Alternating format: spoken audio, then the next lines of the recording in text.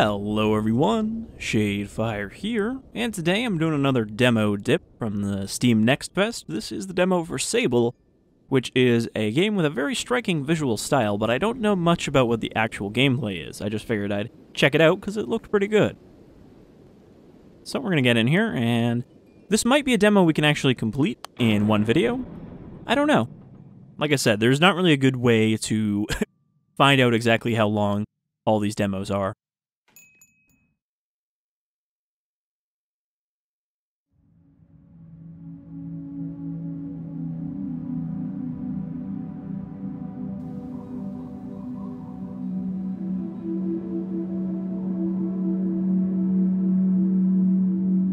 So it's got this kind of line-heavy, almost hand-drawn looking style, even though it's obviously 3D animated.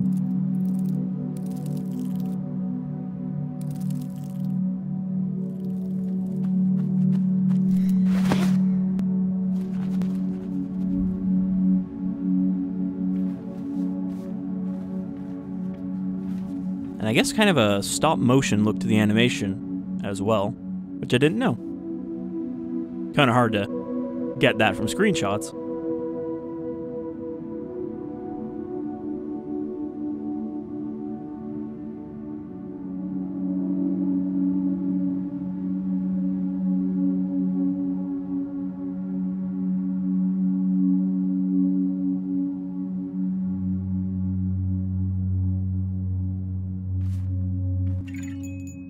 Quest started, the ceremony. Alright. So here we are as Sable, and yeah, it definitely has kind of a low frames kind of stop-motion animation look to it, which is not a bad thing. Again, I think some people will be like, oh, not enough animation frames is bad. But no, it's a aesthetic choice. Also surprising because the only real games that tend to do stop-motion animation, or stop-motion looking animation, is point-and-click adventure games. There was also that Double Fine demo for a game they never ended up making that was basically Monster Hunter, except with stop-motion Greek-style monsters in the same vein as the old, you know, Jason and the Argonauts type movies. Ray Harryhausen stop-motion. Alright, so we're in this temple.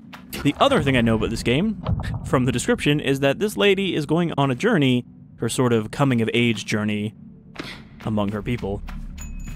Jumping. Space to jump. Guessing we can climb those vines. I like how even the shadows are kind of stop-motion-y. And we have stamina. Very little stamina, but I'm assuming that'll change over the course of our journey.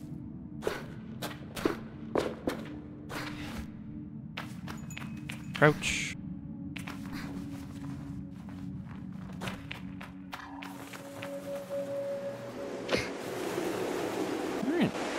Looking real good out here. I'm Sable, and this is my hometown, which I'm about to leave behind forever.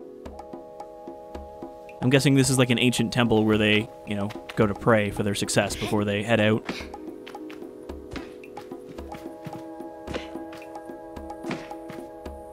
So yeah, like I said, I don't actually know what kind of gameplay this has aside from driving a hoverbike. I don't know if there's going to be puzzles, or platforming, or combat. It's all a mystery. But that's part of the fun about just downloading a shit ton of demos from one of these demo fests. You don't know what you're going to get. Ibex Camp.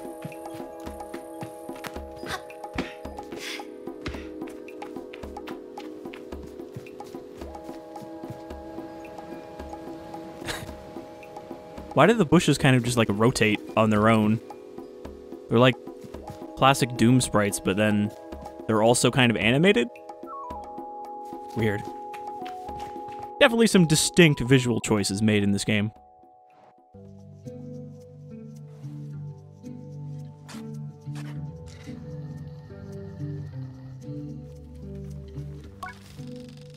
I can feel JD smiling behind her mask, just as I know she can feel the teeth-baring little grimace behind mine.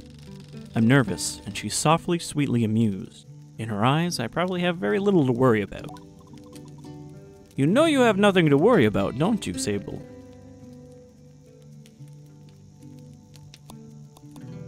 And yet, I don't actually... Okay, there's no mouse cursor? Okay, never mind, it came back. I was gonna say there was no mouse cursor, so I don't know how to select these. I shrug, but any attempts to act casual are fruitless. The movement is jerky, and I don't think I've ever been more aware of my little shoulders. She laughs. I mean it. But I do know how you are. You're going to be nervous until you've started, and then you'll act like you've been doing it your whole life. Remember the first time you rode a bike? You wouldn't even let me put you on the seat, you were so afraid. Your hands were like little claws gripping onto me. I feel the memory in my fingers. But then I promised you it was going to be all right. I told you how much I loved riding my bike as a young woman, and how wonderful the wind felt through fabric. Suddenly, there you were. You sat down, you leaned forward and put those little grasping claws on the handles, and you were off. I remember thinking, just watching you tear over the sand. Look at her. She can do whatever she wants. JD reaches out and places a hand on the edge of my mask. And you can, Sable. I take a breath. I think I'm ready. I thank JD for the encouragement and tell her with a nod that I think I'm ready. I know you are, so let's get you started. You'll need to talk to Halal and Driss. Driss should already have made the arrangements for your bike, and Halal will share something. Well, let's say as useful as it is fun, I think I might suspect what JD's saying, but I stay quiet. After that, I suppose we'll see you off. I'll be back soon. I tell JD, I'll be back soon. Sable, don't go planning your return before you even left. Take all the time you need. It's a big decision you're making out there. I tell her that's why I'm so eager to make it. Choose well and quickly so I don't go too far down the wrong path. Whatever you decide, you do with my blessing, so don't try and use me as an excuse to come home early, eh? She knows me. Now go speak with Halal. I'll be there to see you off. And speak to Driss as well. I told him to arrange your bike with Saizo, but you know how he is. I have something to give you. A compass to help you on your journey. It's the same one I used on my gliding, an artifact you might say. I take the device in my palm.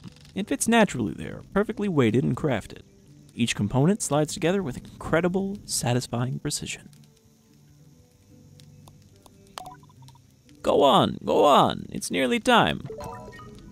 Alright, so we have our fancy compass. We have 16 suns. I wonder if that means we have 16 days to complete our gliding. And we have 0 triangles. Diamonds. I don't know why I always say triangles when I mean diamonds. I guess you could also just call it a tilted square. As I approach Halal, they give an enthusiastic wave. I've always appreciated Halal's verve and vigor, and on a day like this, I'm ready to match it, with a touch of nerves for balance. Sable, take this. Halal hands me a small round stone. As it nestles into my palm, I feel a warmth not borrowed from Halal's hands, but emanating from within. I run my thumb over it and find it softly electric, like static on cloth. What is this? I try to sound less confused than I am, but ask Halal what this is. Oh, Sable, you can't leave without it. What I've just given you is a gliding stone. What do you feel? I tell Halal that I feel... fuzziness? Then you're doing it right. What you feel in that stone is openness. I look at the stone. It seems quite closed. Gliding stones are vessels for the perpetual. And they suck up its power like little sponges and hold it there for you to channel. Right now it's empty or dormant and waiting for you to fill it up. I ask how I can do this.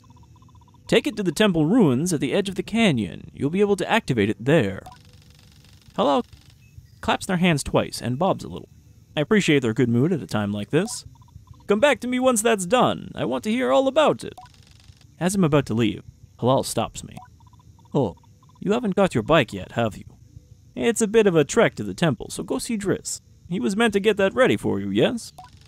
I remember JD's words now, and tell Halal I'll go and see Driss. Alright, let's go see Driss. So I'm gonna guess that maybe this demo probably ends when we leave this area. Like, this is kind of the starting area to familiarize yourself with gliding. Or, I guess, biking. I don't know if the biking is the gliding. I like this little camp they got going on here. Also, does this game have photo mode? I guess it could have a photo mode and it would just not be in here yet, but you know, that's something I always gotta check. Because every game should have a photo mode. And it looks like we can change out our outfit as we journey. A blank-looking mask worn by all children of the dunes. Most kids customize theirs for fun, but more traditional clans frown on that sort of self-expression. So, even just, you know, from this intro here, we can tell that there is a distinct set of rules that this culture has. Logging in. Hello, Sable. Unread messages, 0. Have a good day. Alright. Guessing those will be all over the landscape. Maybe that's how we communicate with our folks back here. If there are folks. Kind of unclear.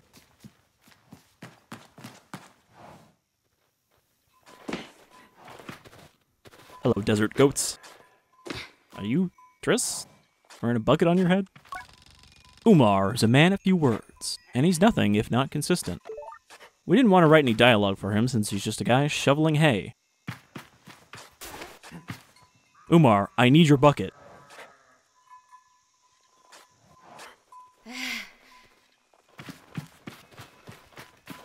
There's all kinds of little, like, ruins and stuff out there I want to explore. There's some kind of glowing red thing over there.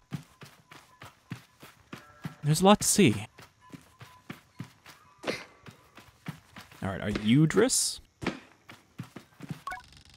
Though I've told myself not to be too eager, it's all I can do not to race up to Driss. Driss is the camp manager. He's been difficult to get a hold of lately, but now I strongly suspect that he's been working on my bike in secret. Perhaps it's extra beautiful, or has some custom feature. What will its name be, I wonder? How fast will it go? Will my legs feel sore, or will I get used to it? Driss turns with a bit of a start. Sable! Hello? Hello, how are you today? I asked Driss how he is. I'm well.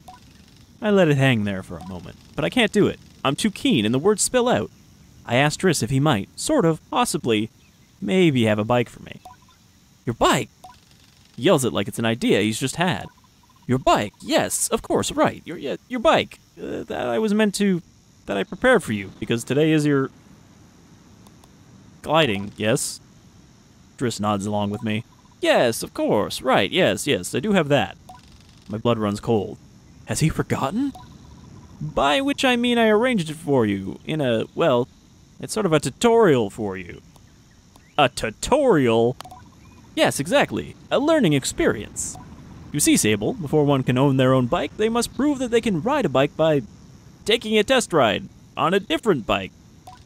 I think about it, and find that I've never heard of that part of the gliding, but Driss does seem earnest. Sort of. So instead of worrying about your bike, I'd like you to try this bike, as a test. Driss gestures to the sandcutter at his side. It's quite old and a little shabby, a tester if I've ever seen one. What's the bike's name? Driss seems scandalized. That's a bit personal, don't you think? Just sandcutter will do for now. Youngsters these days always asking questions. Now, ride the bike through the ring and back. And here's some advice for you, my young glider. Don't fall off. When you're not riding it, your hover bike will appear as a blue icon on your compass. Okay, what's this thing, though? I kind of want to touch it. I like that when you crouch, it actually, like, pulls the camera down. Like, what's this? Probably don't want to chuck that around. All right, let's get on this crappy old bike.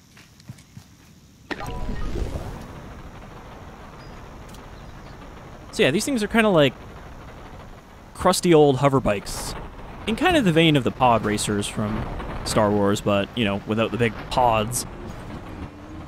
Man, this thing is really, really chugging. What was that just flew by? Was that the wind?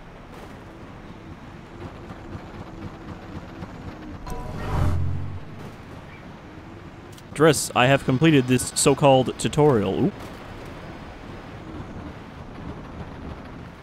So camera control is independent of steering control, so I have to actually, like, you know, kind of try to keep the camera in place. I don't know if this is supposed to be played with a controller. I didn't really get the You should play this with a controller screen that games tend to have when they want you to. I returned to Driss, who somehow managed to seem caught off guard despite knowing I was coming. Sable, congratulations! How was your first pre-glide ride? Any strange rattles? Unexplained hissing? Small fires? What do you mean, fires? Surely you'd notice if you were on fire, even a little bit. Was that a possibility? Well, obviously it didn't happen, so I think we're fine. Driss, is this bike dangerous? Well, he doesn't finish. Have you already been by Halal? Am I not getting a bike? Well, you're getting the use of this sand cutter. That's something, eh? You can borrow it to run your little errands. My little errands. And Halal's got something to show you, too. Help you out with more of that, mobility you're after. With my confidence in this exercise only lightly tarnished, I thank Driss very much for his help and his bike, and I depart for Halal. Except we've already done that, so instead, we're gonna take his bike out to that temple.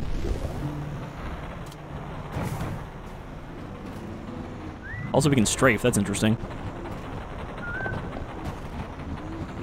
Not sure why you whistle to change that. Alright, I'm not sure which temple he meant. I'm guessing it's not the one we were just in, it's probably the one that's glowing red off in the distance. Man, this bike is a clunker. It does not go much faster than running. I'm just waiting for it to make like a bang and a sputter.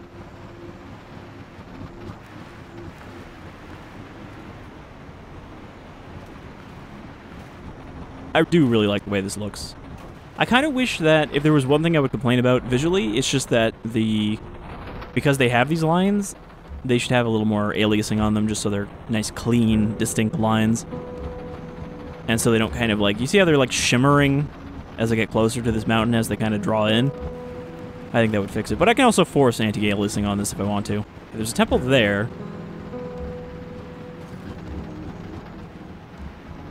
But it looks like it's kind of out of reach. Oh, no. Let me get up here. Alright, you hold on, Sandcutter. So we can just climb anything. Like a certain Zelda game. But, you know, if anything is going to be brought over from Breath of the Wild, more games having the ability to just climb anything is definitely a good one. I can't climb that. I don't have enough stamina.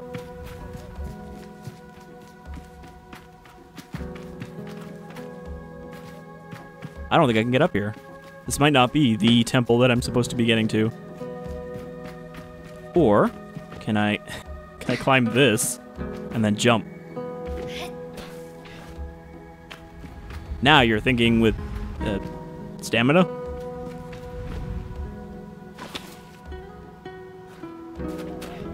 Yeah.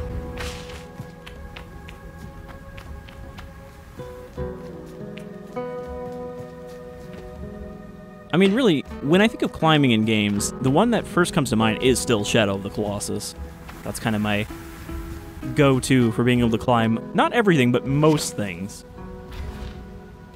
And then, of course, Assassin's Creed came along, where they kind of let you free climb, but it was a little more restrictive, I think, than Shadow of the Colossus, because you can kind of see, like, okay, there's the bricks that I'm able to climb in this direction. What is that? What is this wiggly worm? Just waiting for me to touch it, or talk to it. Chum egg!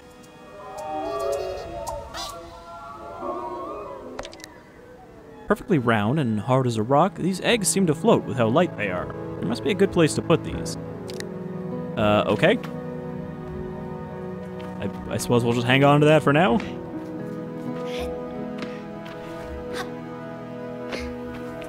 So this is not the red light we saw, this is a different one.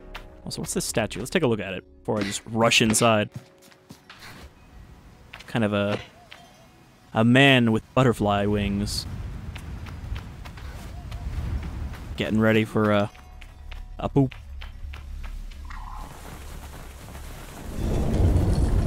Oh boy.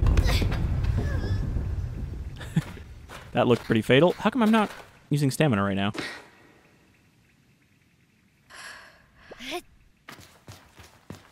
Nice to know that you can catch yourself in a fall like that, though.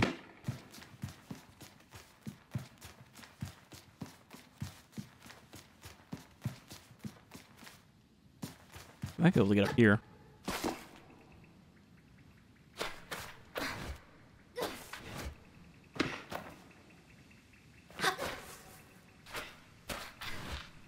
She also does kind of have, like, Link sound effects for all these climbing and things. Okay. There was a ladder. Could have just used that. Like a normal person. So I don't think there's any reason to be up here. What? No, I just want to go down. I want to go down the ladder. Not up the ladder. Try to, like, fall and grab the ladder. Ooh. Good enough. We'll just follow the path. Like, it's kind of funny to me that I made these demo dip type videos so I wouldn't have to do the whole demo, you know, in case it ran too long, and then I'm like, oh, but what if I just explore every little nook and cranny during the video?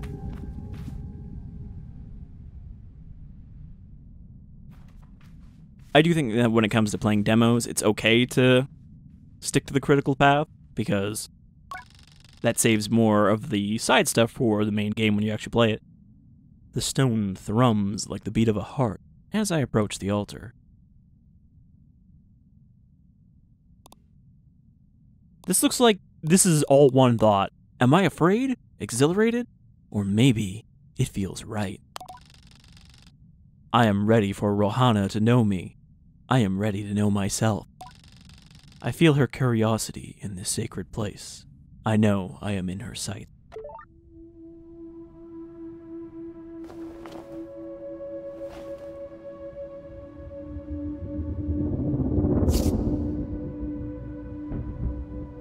Rohana, see me, and charge my sacred Jo crystal.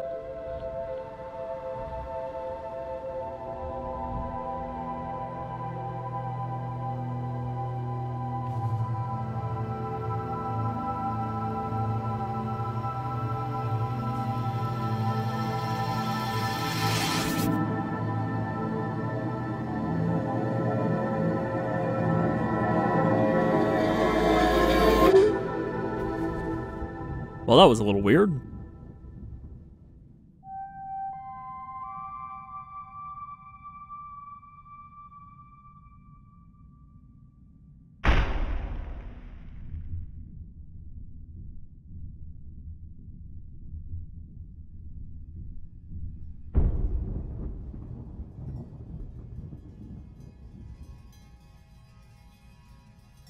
I do like the kind of advanced old technology stuff they've got going here.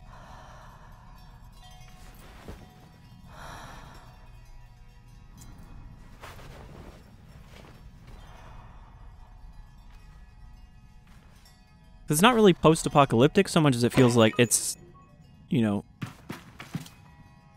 there was a society that collapsed, it had this advanced stuff, and some people still kind of understand it. Okay, so now we can also glide as a person, not just as a bike. Oh, you have to hold it. There was actually a thing in the options for toggling that. But yeah, it's like, they still know how to use this stuff, more or less. But they probably don't know how to make it. Okay, I thought this was an elevator, because it did go up. So we've got a hover orb now.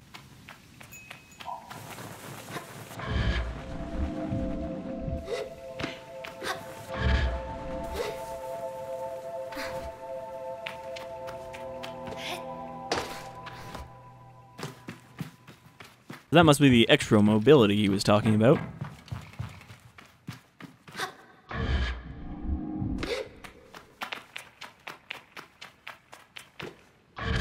Oop.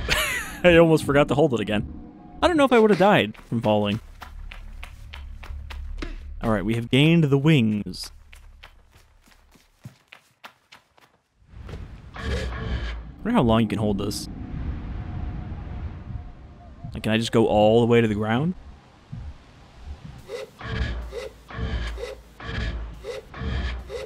Seems like you have pretty free use of it.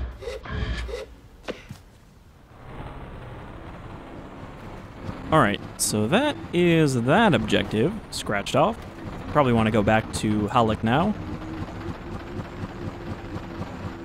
What's over here? I mean, it is possible that the game will give me, like, side quests. Also, can I take this thing off edges?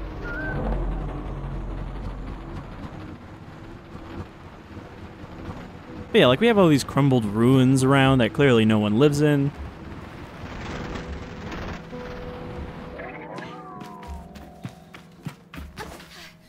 So obviously there's been some societal decay here.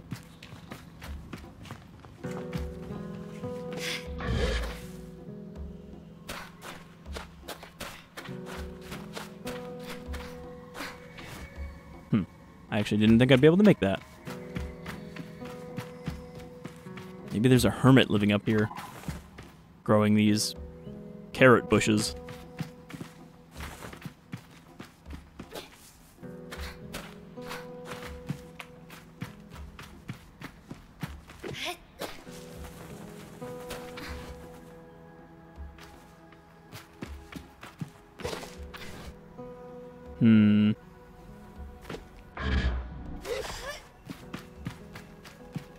I'm like, should I not be here? But then I keep seeing places I can get to from where I am. So clearly, exploration is encouraged.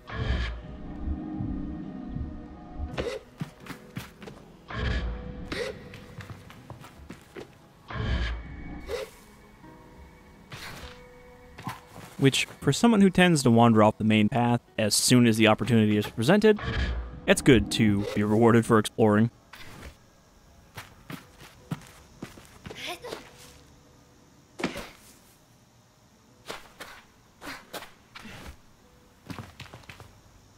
I'm going to be a little sad, though, if I climb all the way up here and then it's like, I go back to the village and they tell me, hey, can you climb to the top of that thing over there?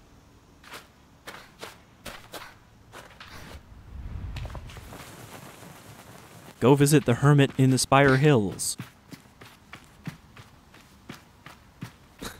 The shadow does look a little weird from the side. I like how it warbles with the stairs, though. Alright. Doesn't seem to be anything up here.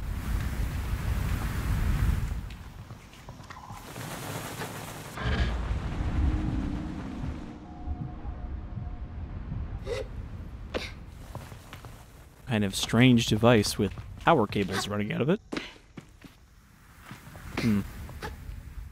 This looks like something. Atomic power supply. Okay.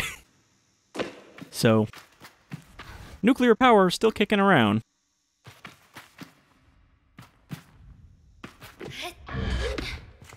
Maybe I need that for my bike.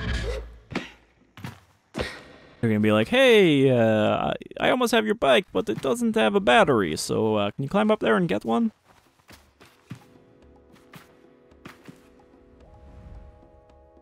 I'm Sable, and this is my valley.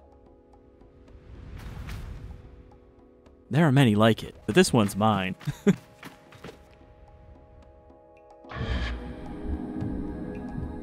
Hello, treasure chest. Can have some cosmetics for me? Cuts. A cache of 100 cuts, made from metal harvested from crashed ships. They have holes punched through the middle where a rope can be slid through for easy and convenient transportation. I'm guessing this is the currency of the world. So even that right there, that's a big chunk of world building in a very simple form. The fact that they're using pieces of crashed, presumably spaceships, means that there are a lot of them. You know, for it to become the currency. And now I have to find my cutter again.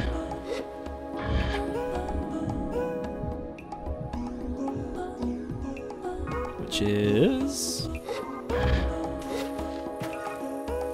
over yonder. So yeah, this is actually pretty cool. For a game that I didn't know anything about going in, I am pleasantly surprised by what I found so far. Alright, let's head back to the village and see what they have to say. I thought that bush was an animal for a second. I think I did see something walking around out here, but I'm not sure. Looked like some kind of large grazer, but it might have just been a cloud of dirt.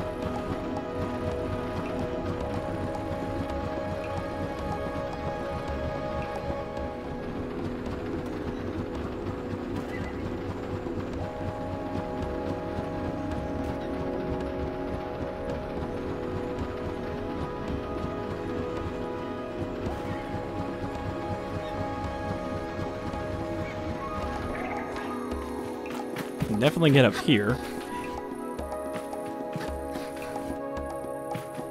I do wonder, too, what the currency is for. If it's just going to be for buying clothes as we run into, you know, groups out there in the world, or if there's going to be other stuff. Found another chum bud. So weird. Here, taketh my egg. My life cycle ends by turning into a pedestal. There's also like a balloon over there. We didn't really explore the village. Not that there was too much to explore.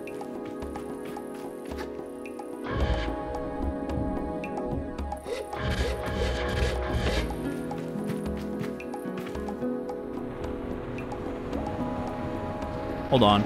Also, is there something in this boat? It could be that by ships they mean airships.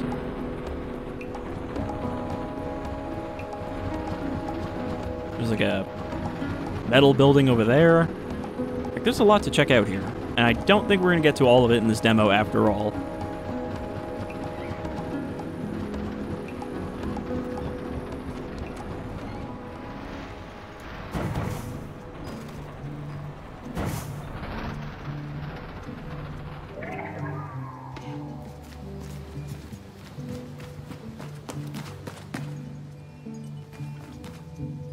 Is this my bike? Is this my unfinished bike that he didn't get around to? The wings aren't even attached yet. Hasek, I need to have words with you. This is not Hasek, this is Driss. And the other one's not Hasek, it's Halleck. Confusing a lot of things right now. Oi, you! Driss asks me a series of increasingly strange questions before I make an excuse to take my leave. Okay. Doesn't have anything else to say to us yet until we turn in our errand.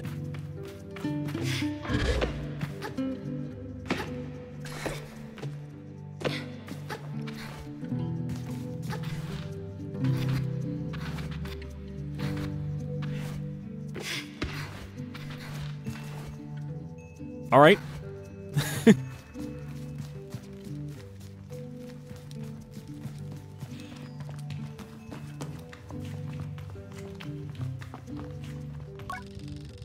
Halal. Why was I saying Halleck? I don't know. I think it's just because I'm reading a book series where those are names, so they're like blending into here. But these guys are not Krasians. When I return to Halal, it's clear they know what I've just experienced. They're excited on my behalf in a way that makes me miss them before I've even left. Isn't it incredible? How does it feel? Safe, like a warm hug, keeping me from breaking my legs. I tell Halal that I feel almost embraced by the Perpetual, warm and safe in my own little bubble. They swoon. Oh, that's such a nice way of describing it. Hilal's mood doesn't darken, but they sigh. The sigh they let out holds a bit of sorrow. You're very lucky, you know. I miss it so much, that feeling. Just floating on the breeze. But I suppose it's best that it fades with age, Or else I might have never come back from my gliding. I'd just be out there, heaving myself into chasms. I'll heave myself into chasms for you. I tell Halal I'd throw myself into 1,000 chasms on their behalf, and they giggle.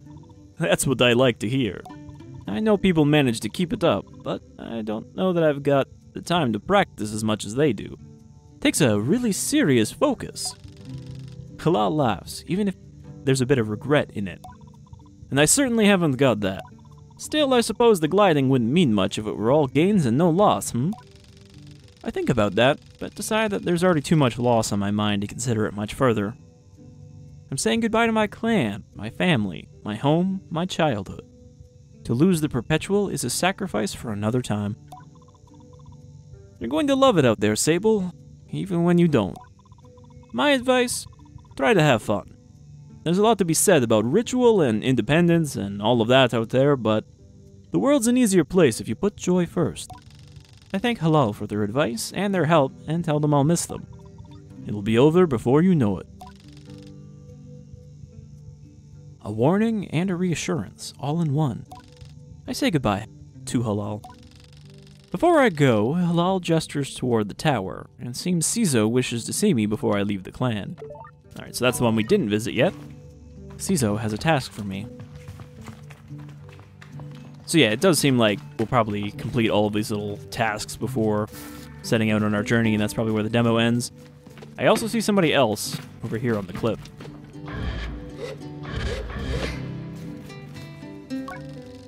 As she looks out across the landscape, Zeki's shoulders sag a little. I wonder what she's thinking about. Something on your mind? Zeki's voice is weakly incredulous. I don't know how she's done it. I follow her gaze to a little speck in the distance, which I now understand is her daughter, Ilaria. Does she need help? Zeki shakes her head. She shrugs. Parenting? I suppose I'll know more about that when I'm older. We have a short chat about nothing much in particular. Well, I guess we can go say hi to her before we leave. Or is that also Cizo up there? Only the people who are able to glide are allowed up here. No, that's probably Cizo up there. So who's up here then?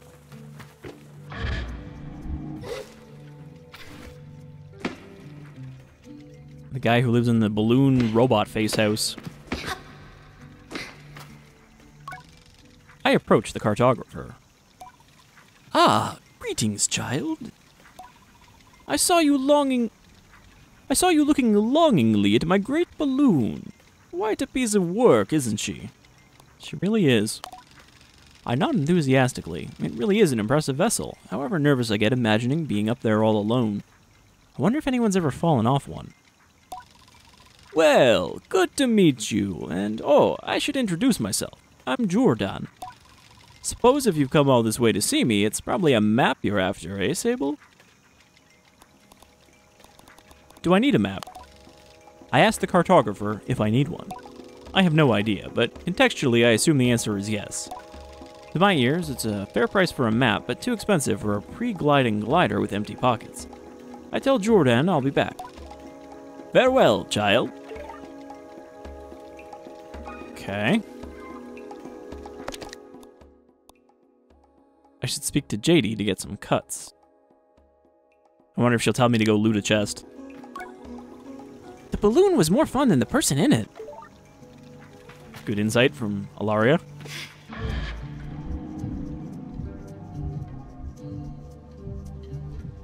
Look, if I could hover like this indefinitely, I too would throw myself off of everything just for convenience sake. Like, yeah, sure, I could just walk down the stairs, but no, I'm gonna fucking jump off them and then float down. It's just more fun that way.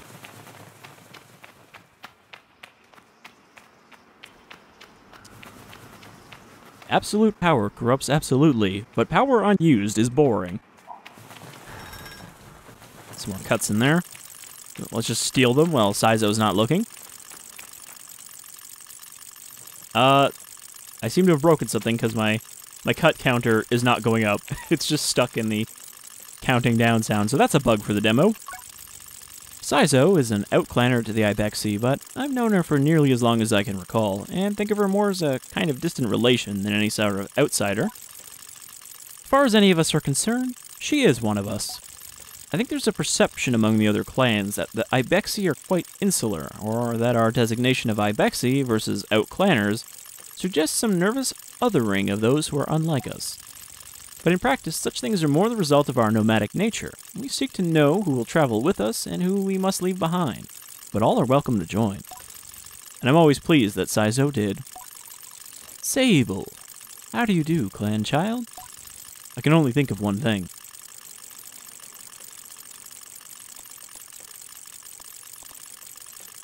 Better, now that I'm getting a bike. Cizo has a throaty quality to her voice, and it rumbles through her mask when she laughs. She's quite a serious person most days, and I'm always torn between pride and alarm when I manage to make her chuckle. Yes. JD told me how excited you were. I can't add a throaty chuckle to my voice. Cizo sniffs. She also told me Driss would be coming along to get your bike together, but I think he may have. I knew it. What? I hadn't meant to say that out loud, so I tell her I was just clearing my throat.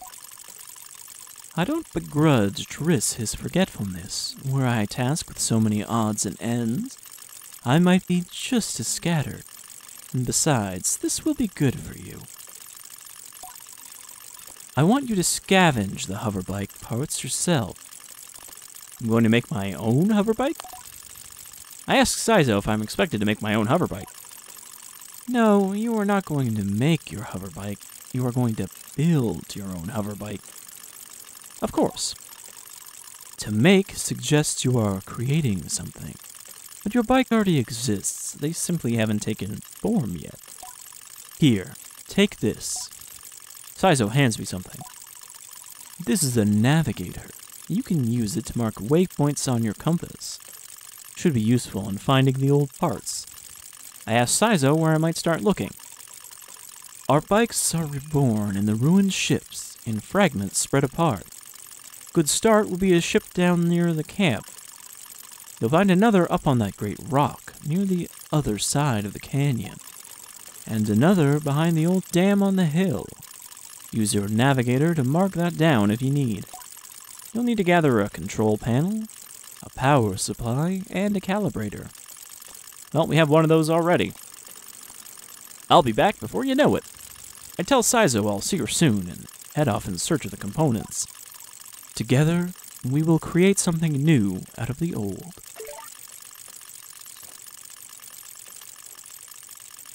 Alright, now I can't move. Maybe because it wants me to use the navigator.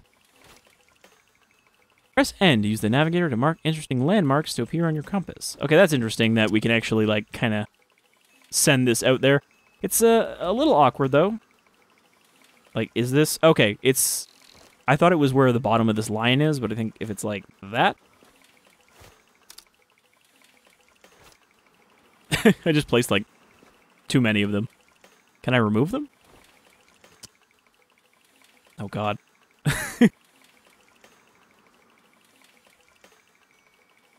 Okay, which one of these is exit?